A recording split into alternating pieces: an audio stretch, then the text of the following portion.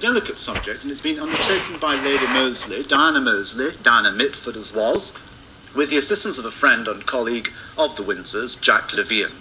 And before we tackle this biography, the Duchess of Windsor, let me remind you, if reminding you need in fact, of the start of this story, the Duchess of Windsor story, with a rare glimpse of the Duchess telling it her own way.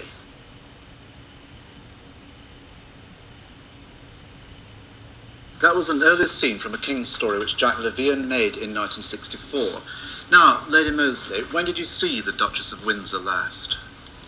She must be nearly 3 years ago. And how was she then? She was pretty ill. And what reports do you have of her today? I think she's very ill, and one's not allowed to go. She's not allowed to see her friends. Who looks after her? She's got doctors, she's got 3 nurses, and there's a lawyer who looks after the rest of the household. That's Maître Bloom. That's Maître Bloom, and she's got a very devoted French butler and his wife, who still remain, and who are very, very fond of her.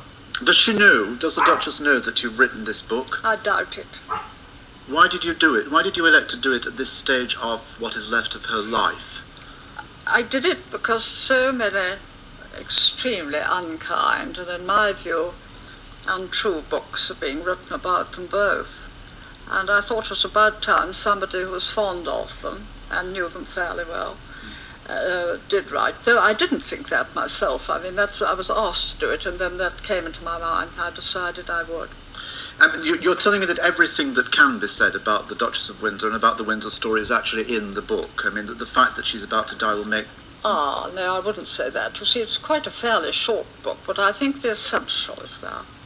What kinds of things could you talk about later when she's no longer here that you haven't included in there? What could I talk about? Well, what I did in order to get a few things that weren't in other books, I spoke to many of her friends in Paris and in London, and they told me things and anecdotes and so on.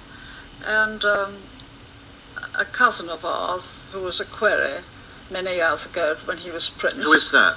Bruce Ogilvie. Right. But he died. But before he died, he wrote quite a long memoir about his time with the prince, and I've used that fairly extensively. You make no secret of the fact that you don't like Stanley Baldwin in this book, and you think that the government behaved badly, and the royal family behaved fairly badly to them. I don't think I exactly say that. I think Baldwin there were moments, of course, when he admitted he was very pleased that the king of that time was going.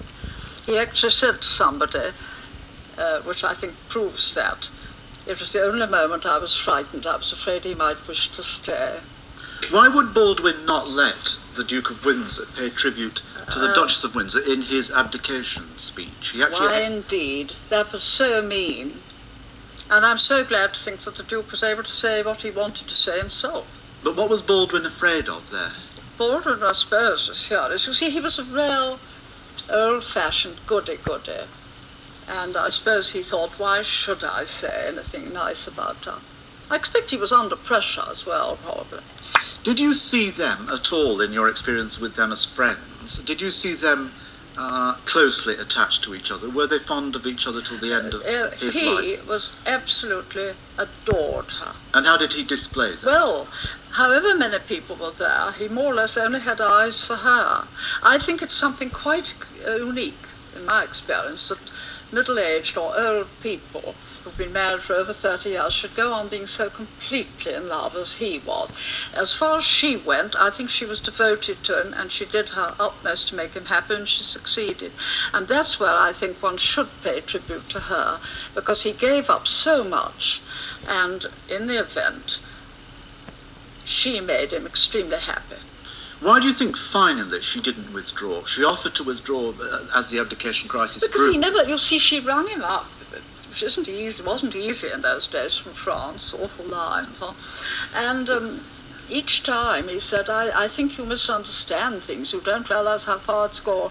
And therefore, in the end, I think Lord Brownlow said to her, you really must give in now. He has in fact abdicated. And he signed the thing, and therefore now your duty is to try and make him happy. Do you think, Lady Mosley, there was a time when she was frightened at the fact that he was going to renounce the throne for her? I'm sure there must have been. Did she ever say anything about that to you? Well, not to me, no. To You see, anybody? one of the things I greatly regret is that all the time I've spent with her, for instance, when she was ill and I used to sit with her, is that I never asked her any of these questions, which, of course, had I known I was going to write about her, I would have asked. But I'm sure she was frightened. I think anyone would be. It's such an enormous responsibility. What did you talk about when you sat with her then? Oh, this and that, I'm afraid. You mean when I went visit Yeah, her? what Yes, did you oh, talk well, about? anything, the news or where I'd been and so on. She was more or less bedridden then, you see. Was she People curious? I'd seen that we both knew and one thing or another. Very boring, really. But you know, when you visit somebody who's ill. What about her own tastes? You say that she had exquisite taste in clothing, and you have a lot of photographs, or Jack Levian's photographs, to prove that she was quite a smart lady. And yet, you know, you say things like the grand piano was full of little pigs. No, I didn't say that. No, I mean... I only said she... I mean... I said she had a little table covered with Dresden pugs. Oh, pugs, I beg your pardon. Well, you see, she was mad about her pugs. And I think everyone who found a Dresden pug in an antique shop used to think of the very thing for the Duchess of Windsor.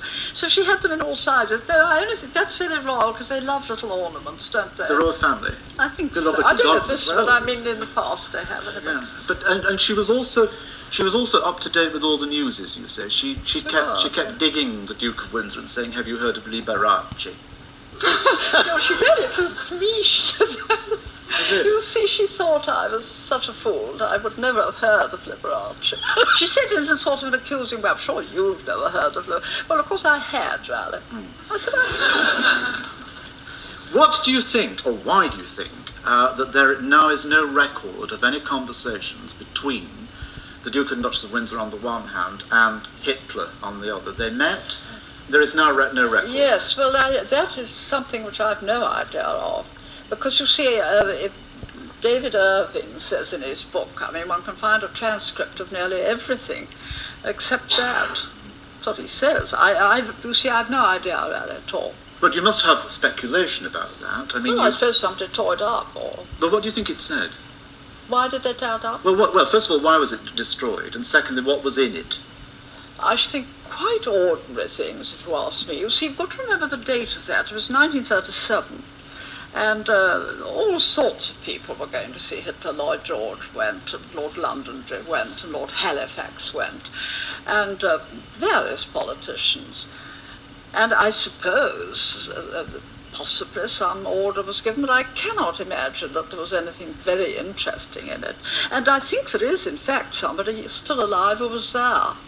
But I haven't asked him. What are kinds of... You met Hitler and talked to him. What kinds of opinions did Hitler entertain about our royal family?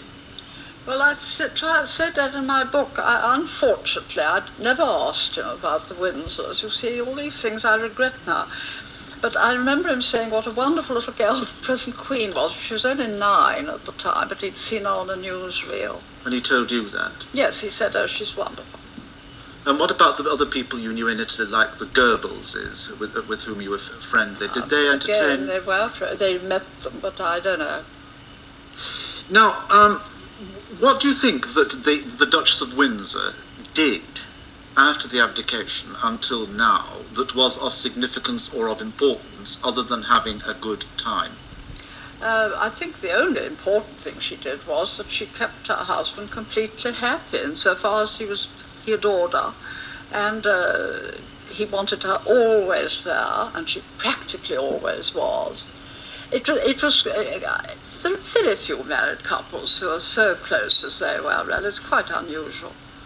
Do you think the fact that there was such hostility from the British government and from a lot of the British people, and a lot of people didn't want the marriage to work, he'd taken this appalling step, or this strange step, do you think that there was this bank, the fact that there was this bank of hostility behind it, caused them to be closer?